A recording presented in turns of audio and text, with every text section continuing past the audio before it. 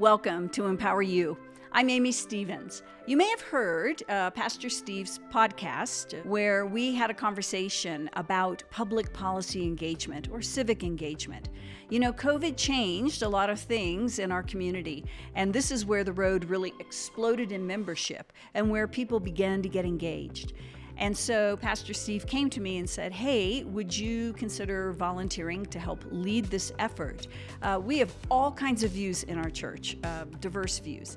And really, how do we make sense of that? How do we move forward? People are exhausted, a lot of people angry, some just trying to raise their kids. How do we stay engaged? And I'm convinced it's through big, important little things that you and I can do every day. And that's what you're going to hear on these podcasts. You're going to hear from people in the community, school board members. You're going to hear from people that work in the pro-life space. You're going to hear from legislators, people that are going to talk to us about what their lives are really like, what their jobs are really like, and actually how we can make a difference and or support them. And so that is the hope for Pastor Steve. That's the hope that I have, and we look forward to engaging with you.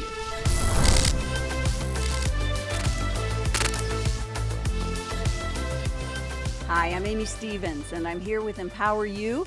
Today, we have a very special guest. I say no other than Suthers, but you'll have to read the book to see. I'm here talking with our former mayor, and actually former U.S. Attorney, Attorney General, 4th Judicial District Attorney, John Suthers. John, welcome. Amy, thanks for having me. So happy to have you here. I have been so intrigued by John's new book, All This I Saw, and Part of It I Was. John, tell me the motivation for the title. Well, it has a little bit to do with the history of Colorado Springs.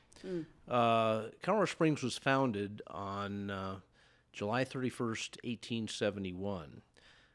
There was a stake driven into the ground at the corner of what is now Cascade and Pikes Peak.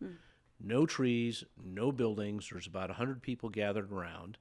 And a guy by the name of Robert Cameron, who had been hired by William Palmer, the founder of Colorado Springs, to build the city, gave a speech. And he was incredibly prophetic. And he said, look, decades from now, people are going to come from all over the world to enjoy the beauty and the climate of Colorado Springs, and there's going to be a magnificent hotel here.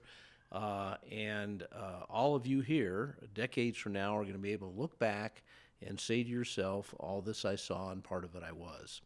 And because I've lived in Colorado Springs all my life, and essentially this is what I'm doing, I'm looking back on 7 decades of life and saying I've observed an awful lot, and I've been part of an awful lot. Yes, and you have. So that's what this book is all about. Well, I found it a fascinating read for a number of different reasons, and we'll start with where you told me to start on chapter 2, which is beautiful, a beautiful story. And it's one of life, it's one of adoption. If you can give our listeners just an overview of that, because I was intrigued in how the story unfolded even up to 2019 and 2020. It's just amazing. And off the bat, I want to give Janet Suthers, your wife, a lot of intuitive credit here. I am so respectful of her. Every time there was a crossroad, Janet would go, I think you need to follow. This is destiny. Yes, yeah, exactly. yes. Amy, kind of a classic story. I was born out of wedlock in October 1951. My mother was from Cincinnati, Ohio. At that point in time, not an unusual situation. Her family sent her out to Denver to have the baby. It was arranged through their parish priest, who had a priest friend in Denver, who ran the Denver Catholic Register, which is a Catholic newspaper in Denver. So she came out here, worked during the summer months when she started to show. Her supervisor would bring work by her apartment. And then when I was born, the supervisor that I talk about in the book, I wound up having a conversation with a lady by the name of Julie Boggs. Julie took her to the hospital. They'd become pretty good friends. She was there when I was born. My mother never saw me. It was prearranged that I'd be taken from the delivery room and put in custody, if you will, of Catholic Charities of the Archdiocese of Denver. I was placed for adoption. My parents who had moved to Colorado Springs in 1946 after the war. My father had been stationed at Fort Carson. They said, "This is the most beautiful place in the world. We want to move there." And so they adopted my sister in 1946 from a whole different situation. They adopted me in 1951. I was three weeks old when I was adopted. Had an incredibly loving childhood. My parents, you have these adoptive parents desperately want to have a child. It was a very warm, loving childhood. Unfortunately, it didn't last as long as I would have liked it to. My father died very suddenly of a heart attack when I was 15. It was, in hindsight, the most traumatic event of my life and really had a big, big bearing on the direction of my life. My mother died right after I graduated from high school. But I was what I called a very contented adoptee. I mean, my parents told me I was adopted as soon as you understand what that meant. Right. We celebrated our adoption days as well as our birthdays. We got presents on our birthday. We went out to dinner on our adoption day. Our parents always let us know that was the most important day to them. Right. So I had no desire to search out, natural parents or anything. And it turns out when I'm 39 years old, I'm the district attorney of Colorado Springs. I had been the lawyer for the Diocese of Colorado Springs and Catholic Charities, Yes. and they asked me periodically to talk to pregnant women who had decided to have their baby and were debating between putting it up for adoption or keeping it and raising it themselves. And I would explain to them what it was like to grow up adopted. Right. And at the end of one of these sessions, a woman said, "Do you ever wonder about your health history?" And I said, yeah, I do. When I ran for district attorney, I kind of had a adult onset of asthma. And a lady from Catholic Charities came up afterwards, said, "Hey, maybe we can get you some health history without giving you identifying information." Right. As I explained in the book, long story short, I get this sheet that was supposed to be non-identifying, but it talked about my mother working in a Catholic newspaper in Denver. And that starts a sequence of events that I talk about in this book, Yes. where I talk to one person, learn something more, and all of a sudden I wind up talking to eventually the brother of Yes. my mother, who was a prominent physician in Cincinnati. He plays the role of intermediary and contacts his sister. He did not know, none of the family knew Right. that she'd had a That child was out of the wedlock. shocker in the book. He was shocked. Yes. All the kids thought she was in Europe traveling the summer and fall that I was born. So had gone to the grave with her parents. So he talked to her, and she was very traumatized. She lived her entire life. She had 6 kids, a husband that did not know I existed. So obviously, her desire was that there be no contact between us. And I really respected that, Amy, because, she made a decision that worked out very, very well for me. Right. Abortion wasn't a big thing in those No, days, no. but still, right decisions were made. I was placed in a very loving home. So I was very respectful of that and made no attempt to reach out to the family, the Fisher family or the Splain family. Right. Her maiden name was Fisher. Her married name was Splain. I find out, along comes the internet. I would Google her brother every once in a while because I knew if she died, he'd be in the obituary. If he died, she'd be in the obituary. Right. And when she died, I found her through Googling him, which I do every couple of years and stuff like that. So she died in 2010. I saw she had 6 children. I checked them out. Very successful family, a lawyer, doctor, very, very successful family. But I didn't pursue it at all. And then through another quirk of weird stuff, I buy my wife an Ancestry DNA kit, and the day before she's going to send it in, her identical twin sister tells her the result. She knows that's going to be the same. She says, "Hey, the Fishers are from northern Germany. You don't know anything else. Why don't you send it in?" Right. Amy, I hate to confess this. I'm a lawyer. I didn't read the fine print. I get this thing back. It has my history, but it also has DNA matches.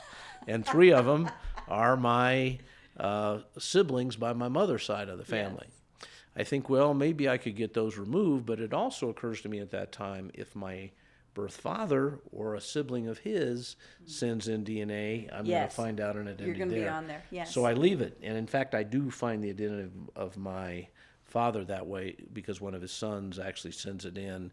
I see his family tree, and I wind up looking the obituary of his father. And Amy, it's a spinning image of me with the dimple and the chin and everything. I thought, oh my God, that's my father. There he is. But I'm still thinking I'm not going to make any outreach. Well, finally, the inevitable happens. One of the women on DNA, the youngest daughter of my birth mother, right. Who, by the way, is going to visit me in Colorado Springs next week. Oh, wow. She contacts me and says, hey, I see we're closely related. Do you know how we're closely related? My wife and I debate this. I kind of go back very carefully to say, yes, we're closely related, but you're not. It wasn't intended. You know this. Right. She communicates back to me and she says, hey, look, John, I saw your name in Wikipedia. I saw you were born in October of 1951. You were adopted 3 weeks later. My oldest sister, Sarah, always suspected that my mother had a child out of wedlock because she lived in Denver. She told us she lived in Denver the year before she got married to someone else. And we thought that was really weird because she's so attached to Cincinnati. The oldest daughter said, hey, Mom, why were you in Detroit? And he said, your grandfather sent me out there to get away from a man. And the oldest daughter concluded...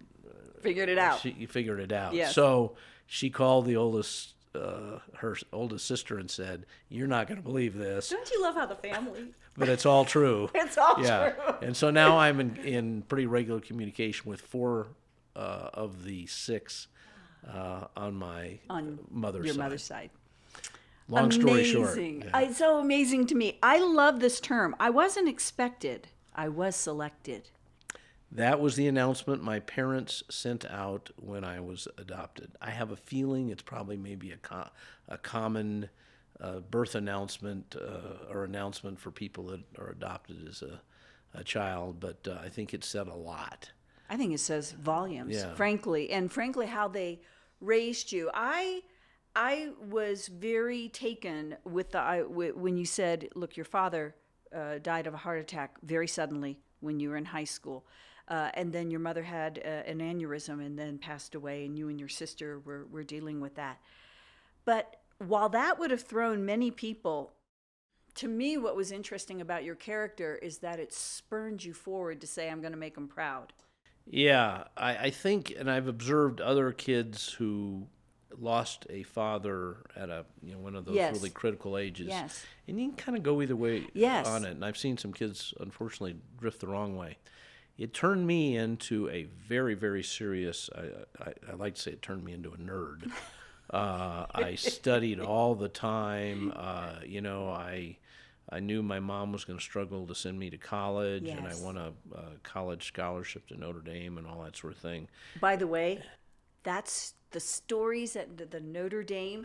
I think your guy with the Burger King crown and the cat on the shoulder, he could maybe win today. I don't know. My first political campaign, I lost to a cat.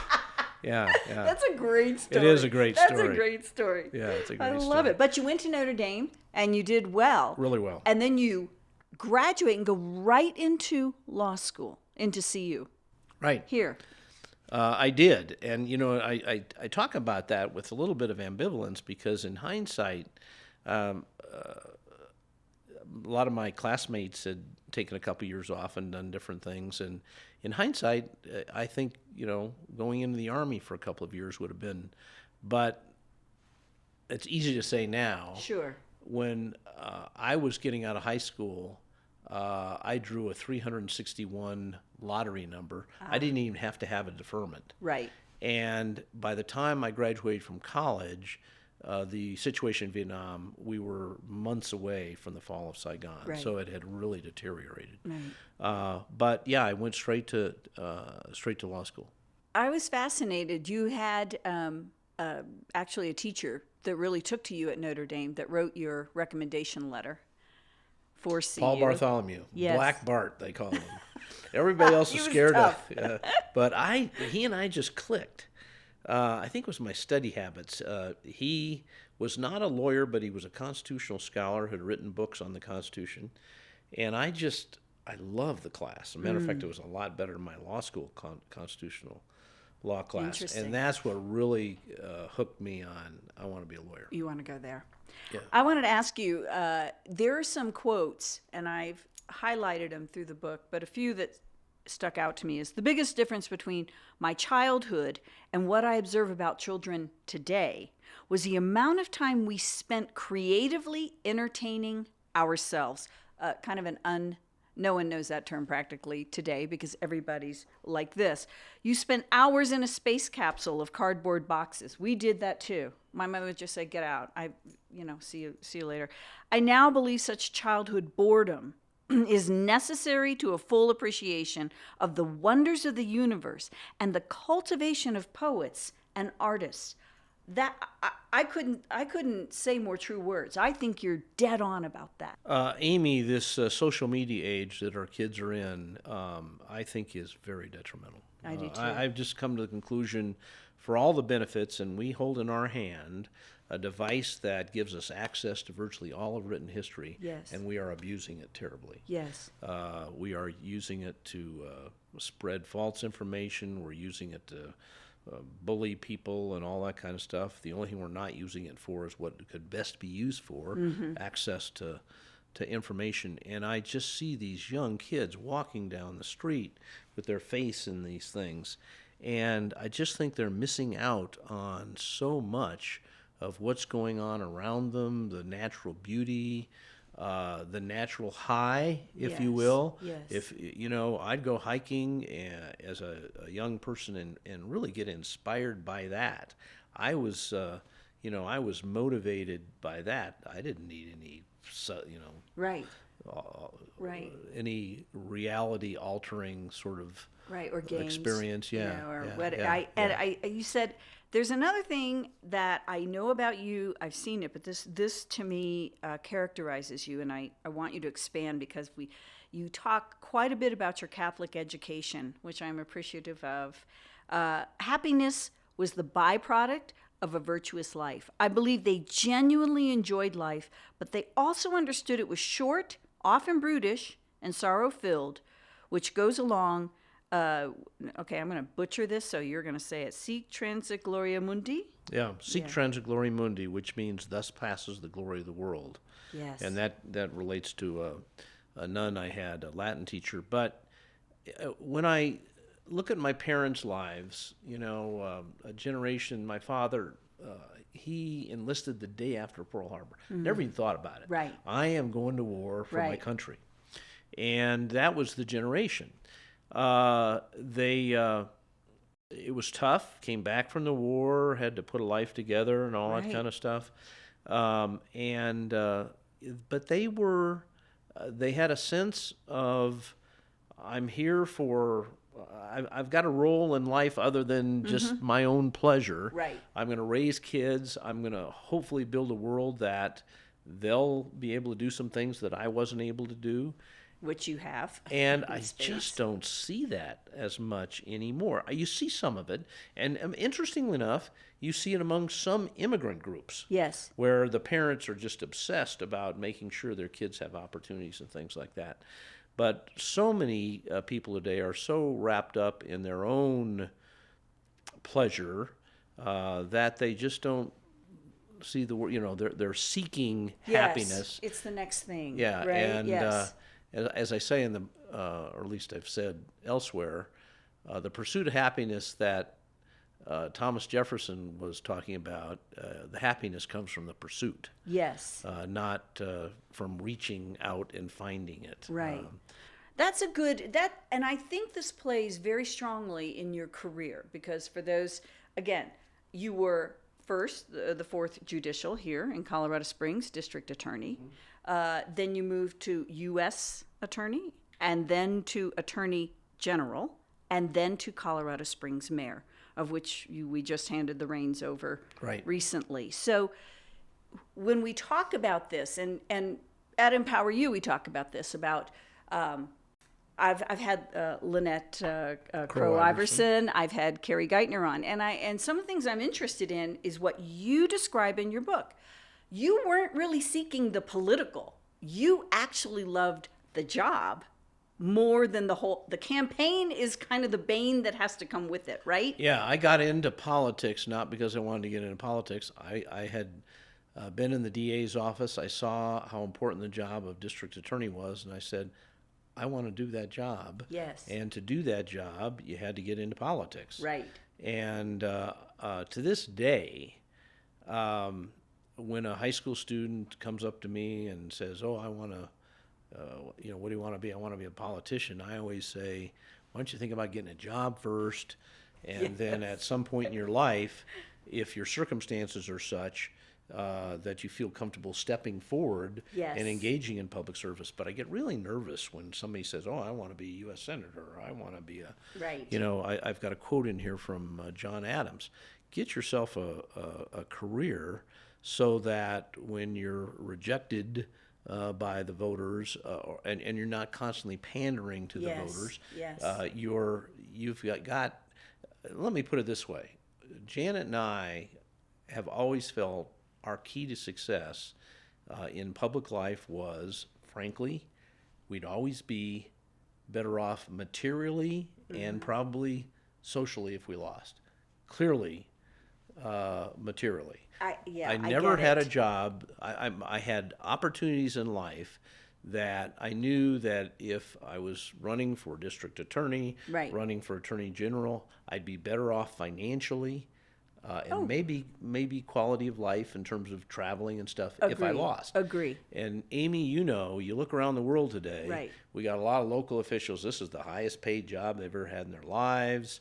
And I don't think it's a real comfortable situation. No, it's not. It wasn't. I can certainly tell you, I mean, as a former legislator, when you're contemplating your child going to college, it's desperately tough, right? Yeah.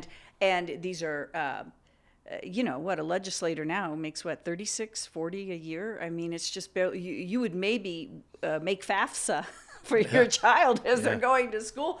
And it's very interesting to me. You have always in your career, you and I've crossed paths so much in our lives. I don't know if you remember this, but if you can remember your GPA in second grade, I think maybe you'll remember this. You and I was walking down the street at the Capitol. It was 2012. I was going to be in the toughest primary for my career. You had supported me. You were walking this way towards me. I was coming this way, and I saw you laughing, you chuckling to yourself. And I said, "Okay, what's up?" And you said, "Now I remember when you moved here. You were kind of more you were the right, but your party's changed. And now look at you. You're practically over here." And you said you didn't change, your party changed. Yeah, and that's true. Yes. And I've watched it time and time again. I saw it with Wayne Williams as party chairman. I saw it with Bob Gardner. I saw it with everybody. Yes. And they don't change. Right. But the party, and look at today. Oh, gracious. Oh, my gosh. Oh, my gracious. Here in El Paso County, you and I would laugh because I remember people going, this will make sense. You'll get it. But Bob Gardner served with me. We were freshmen together when we were elected to the legislature. And I kind of had my doubts about Bob. I wasn't so sure. But I wound up sitting next to him on the Judiciary Committee. And he wasn't so sure about sitting next to me. And I will tell you, we became wonderful friends from that. I saw him as a patriot, someone who loves his country, his city, one of the most eloquent speakers I've ever on a House floor. Right. We would say, "Go Bob it. Bob, just go. I've got to get something done. Go Bob it." But you've seen through these 30 years this kind of evolution. Yeah. And what I again go appreciate is the life is short and uncertain, fame is fleeting. A good soldier puts service above self, and that character is all that endures. And you, to me, have exemplified that. You've never gone the way of. I love it. I think I learned that early on. Sister Georgetta basically said, "You're not going to be around long," and what are they going to say about you when you're gone? Tell me, in your career, I think I know where you're going to go with this. I see it in the book. You've had 4 amazing U.S. Attorney General for Colorado. You were a very character-driven Attorney General, I might say, for Governor Hickenlooper. That's a tough line right there. Your favorite job? What I say in the book is I divided up between the best job Yes. and the most satisfying job. The best job, I think, was Attorney General. For a lawyer interested in public service, to have this job where you've got 300 lawyers working for you that have expertise in water, Yes. Natural resources, all kinds of things. I mean, there's not a better public service job for a lawyer, I think, who fashions themselves as a good lawyer, than Attorney General. But I have to tell you, the most satisfying job was mayor, because it was difficult. All my other jobs had been, you had to be a lawyer. Right. And the law, the facts, and when you're criticized, that's your response. Here's the law, here's the facts, here's why I think this is the situation. Mayor is raw politics. Trust me. Yes. It's potholes and bike lanes and all that sort of thing. Right. And I don't care what the issue is, you will be shocked. Right. You think, oh, nobody could be opposed to this. Trust me, there is somebody who's opposed to it. They show up. And I just felt like we really took on some really tough issues. The city had, $1.5 to $2 billion infrastructure deficit because we just hadn't paid attention to critical public infrastructure for a long time. Job creation was really stagnant coming out of the recession. The mayor-council relationship was terrible. Yes, right. And so we took on a lot of tough things, and we overcame that critical, the deficit in critical public infrastructure. Job creation was unbelievable. We grew the city economy GDP by 1/3 in 8 years, from 30 to 40 billion dollars, and we went from like 98th best municipal economy to the top 10. You know what I love about that, John, is I remember in the day, you wouldn't even think of working here. You'd have to drive to Denver to get really a mid-level and up paying job. But now that's not the case. People can move here. They are moving here. They are moving here. Right. Let me give you an interesting statistic. I don't think I mentioned this in the book. Last 3 years, but for Colorado Springs, the state of Colorado would have a net exodus of people. Denver is shrinking. All the growth is in Colorado Springs. Well, I'm sure you'll get this, but we have people that are leaving Denver because of crime coming to my area, just Monument, north of. They're saying, well, I'll do the commute, put the kids over here in good D38, right? Crime and homelessness. Oh, my. Denver has not done a good job. No, the state hasn't. Let's go there. Oh, yeah. Because, listen, I say, but for one woman and a cadre of a few people, and I will name it, former Representative Leslie Herod, passed bill after bill after bill going after the court system, going after these laws, loosening those laws. And then people go, oh, we've got crime. It's all in the hands of the legislature. We have seen, and as you know, they made a decision. We're going to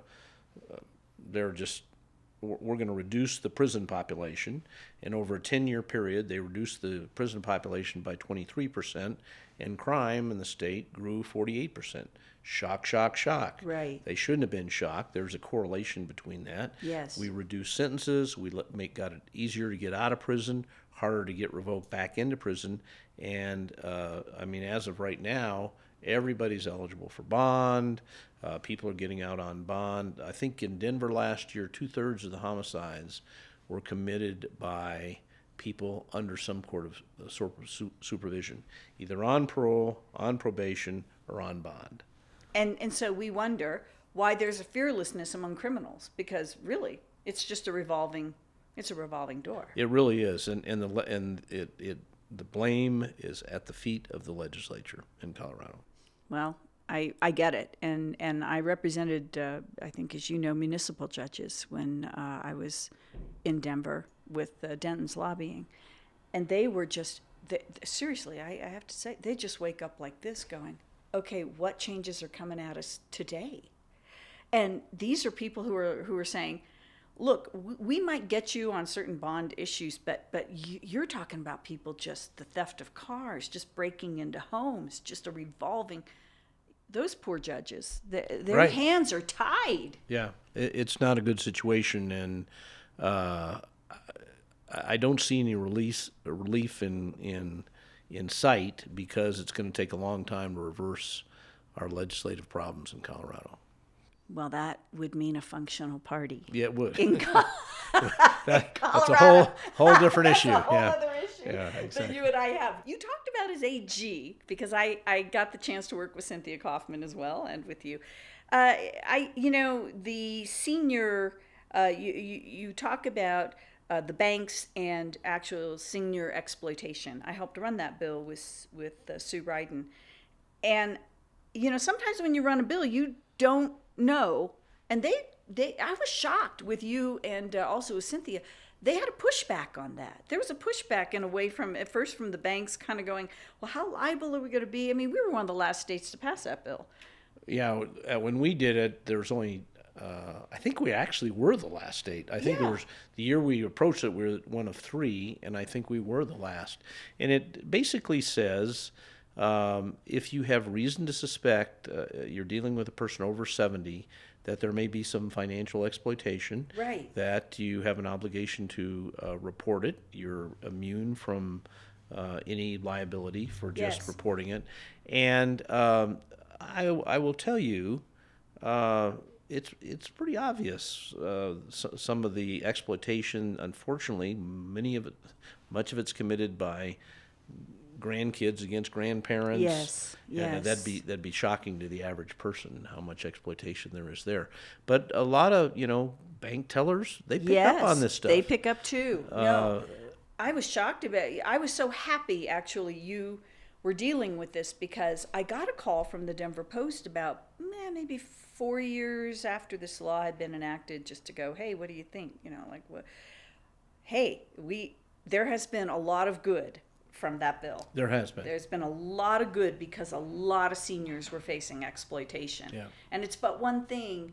I think you had the courage. I want our audience to hear about your time at the Supreme Court on Obamacare. That was a very pivotal time in our state and in your career. Yeah, and what I talk about in here, and I hope I do a good job of explaining, a lot of Americans to this day think the Obamacare case was about health care. Right. And it wasn't. What the battle was about was whether the federal government could order an American citizen to buy a particular product and punish you if you didn't. That's what the case was about. And the legislature and the president, the Congress and the president, had on an alleged exercise of the commerce power, Congress's ability to regulate interstate commerce, said, you got to buy insurance. And if you don't buy insurance, we're going to fine you. And now, do we want people to buy insurance? Absolutely, we do. Of course. And in the country, we've had pretty effective ways of incentivizing people to do it. For example, the government wants you to buy a house. They give you a mortgage deduction. Government wants you to buy solar panels. They give you a tax credit. This was the first time in history that the federal government said, we want you to buy insurance, and if you don't, we're going to fine you. We're not going to give you a tax We're not giving incentive. You an incentive here. Yeah, no, we're going to fine you. And we said that was a violation of the commerce power. Little known fact, we won. We also said forcing the states to expand Medicaid coverage by a third. Right. And forcing them or in an all or nothing, or you'll lose it. Right. We said that was a violation of federalism, and we won 7-2. But because John Roberts joined the four liberals in saying this could be a tax, a lot of people had the impression, Obama won the case. But they since clarified. But by the way, they did away with the fine after that. Yes. And the fact of the matter is, what I feel good about, Amy, you're never going to see Congress say, we're going to order you to buy something and tax you if you don't. They're not going to do that. And if they can't use the Commerce Clause, you're not going to see those kinds of mandates. We're going to continue in a world where they're going to have to incentivize you as opposed to order you. Or take away certain things. Yeah, that's right. Everybody get an electric car, I guess. I don't know. But we do see it, and it really was a pivotal time in history, and it was a pivotal time in 2010. This is how we won the majority by 1 seat in the legislature. It's kind of that momentum then was really big. I want to talk about where you see Colorado Springs moving as we move forward. We have a lot of people living here, housing. We've the crime issues, but I thank God for Michael Allen every day, running, really seeking out and our crime problems are state-induced crime problems. They're not either local police or local prosecutor induced. Right. We actually are strong in those categories. What keeps me up at night is 2 things. Number one, you got to keep up your infrastructure with growth. And I've noticed a couple of things. Cities, if they take on kind of left-leaning politics, all of a sudden decide, everybody can ride their bike to work. Everybody can. And you look at a place like Austin. I don't know if you've been to Austin lately. I haven't been lately, but traffic problems are just unbelievable because they kind of made this. The council and the mayor said, we don't need this big road network and all that kind of stuff. I'm sorry, that's still a way how Americans travel. Yes, in an urban area, bike lanes and scooters are fine and stuff, but not building the roads and bridges and intersections is a big, big mistake. And closely related to that is just as cities get bigger, their politics tend to get more left. And you look at cities like Portland and Seattle, you could make a case 25 years ago they looked a lot like Colorado Springs in terms of their go-go economic boom and stuff. Right. And now you have a city like Seattle that's spending $1 billion a year with a B and on homelessness and seeing nothing for it. Right. Well, didn't Mike Johnson yesterday, the new mayor of Denver, claim we have a emergency on homelessness? Yeah, and they do. If you've been to Denver lately, look at the policies that brought it there. That's right. They're not doing any enforcement. No. And the law is pretty clear. If you have people camping on public land, you can, if you've got a shelter bed, you say you move to that shelter bed. If you don't, we're cleaning you up in 24 hours. Now, they may move 1,000 yards, but you serve them again, and you move them again. Right. And, in Colorado Springs, we have been able to reduce the unsheltered population by half in 5 years by that constant. And then the other thing, I really think the rescue mission, so many cities are so reluctant to let any kind of an organization that has any kind of C3 or has any kind of religious affiliation and things like that. Yes. That's exactly right. It's really worked well. That campus down there has got a lot of public and private support in it. Yes. And we are moving about 30 people a month from the shelter into the permanent supportive housing. And that's pretty good. It is good. That is pretty good. It's unique, though. And again, I'll go to Denver. You see a hostility towards any faith-based whatever. We've managed to get those partnerships. And with people that then have relationship. So they're there. There's continuity. They can work with, the feeding and homeless and health, right? They can work together. They meet them where they are. Yes. If you need substance abuse help, we'll get it. If you need mental health treatment, we'll get it for you. If you need a job, we can get you on a cleanup crew for the city. Yes. All that kind of stuff. We've got a clinic across the street. Right. And if the federal government, Amy, embarked on something that in hindsight, I think, housing first is what they call it. You just got to get them into housing. I'm sorry, if you are a meth addict that's not stabilized, putting you in a house with a gas stove is not advisable, right? a good step. No. You got to stabilize people and then move them into housing. Well, I've been shocked also kind of, and you and I, we've chatted about this on terms of woke policies and woke, where people literally, in a way, I say, are afraid. And I see it in the city. I get worried about it, is probably the better term, where we have companies that come here, right? We want to build Colorado Springs. We want it to continue to be faith-based. I view kind of the wokeness as really, it could become a move to shove those things away, that which we're doing good. And where I'm taking it is the growth of Colorado Springs will have some challenges, I think, in the future. I think that's true. If you look at a lot of big cities, they get more and more of those challenges as they get bigger. I'll tell you what's going to be fascinating to me. You know, the United States Supreme Court has just made some decisions which I personally feel were long overdue. And it's going to be kind of interesting to watch. The Republican attorney generals just sent a letter to the Fortune 500 companies saying, do away with your quota. Any quota hiring policies you have, given the language of the Supreme Court, should be out. Right. And it'll be fascinating to see how this all shakes out. Well, and that's going to go to the whole ESG thing, right? The where companies are shivering because they don't know what to do, and that's really an undefined area. That boundary can change. That's right. From here to there to everywhere, which is why, once again, we have to stay strong on good policies in our cities that are doing well for us, right? I've seen this in your job, and I asked you this before we started. You've seen, we talk about good and evil, and you've seen evil very up close. You've had some major cases as a DA on just some hateful, hurtful, awful for victims, right? I mean, right now, Michael Allen has got his Club Q and all the hurt and heartache there.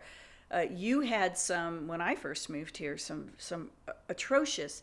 How do you stay level when you're in the face of evil? You've tried evil, you've read every document around that evil, you are seeing it up close. What keeps you centered? What keeps you going? Your stable personal life.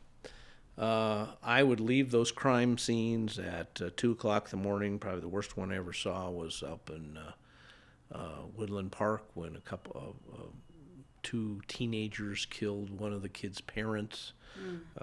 Bloodiest scene. I mean, it looked like Charlie Manson, Helter Skelter. But I got to go home to a wife and kids who loved me very much, and got to, go to church with them the next morning and do all kinds of fun things with them that afternoon. And that's what kept, knowing that there is good all around. Yes. And this evil is terrible. It's tragic. You'll never eliminate it completely, but you just cannot let it consume you, because all around there are good people doing good things, and I happen to have the benefit of being a part of that, and it helps stabilize you. I've always said that having a stable personal life has been a godsend in politics. It is a godsend, isn't it? Yeah, it really is. It is. And it's evidenced by the people endorsing this book, by the way. Yeah. Many who you've mentored, some who you've mentored. Jason Dunn, wonderful person, and dealt been with him. mentored by Hank Brown. Yes, Hank. Yeah. Yes, Hank Brown is just a Colorado gem as far as I'm concerned. But I am excited. John, you're entering a different phase. I don't think you're out. As Pastor Steve said, are you sure? I think your work that you'll do now as an attorney with Brownstein is going to be very interesting. Well, it'll be interesting. I will tell you, I am out of elected politics. I just feel like I'll be 72 in October. My analytical skills are good, but I can see some memory issues, and I'm not as quick on my feet as I used to be, and things like that. If the President of the United States calls me tomorrow and wants me to appoint me Attorney General of the United States, I'm there. But I'm out of elected. I'm out of elected politics.